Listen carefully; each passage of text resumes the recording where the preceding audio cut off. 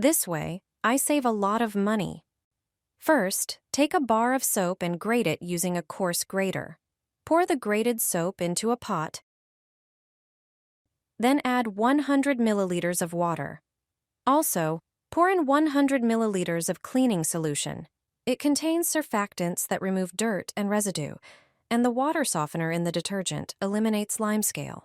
Next, add 100 milliliters of fabric softener to give the mixture a pleasant scent. Now, add a bit of coloring to create better contrast. Into this mixture, add 1 tablespoon of baking soda. Cook until all the ingredients dissolve, bringing the mixture to a boil. Once it cools down, pour it into a plastic bottle using a funnel. Place it in the refrigerator for 4 hours.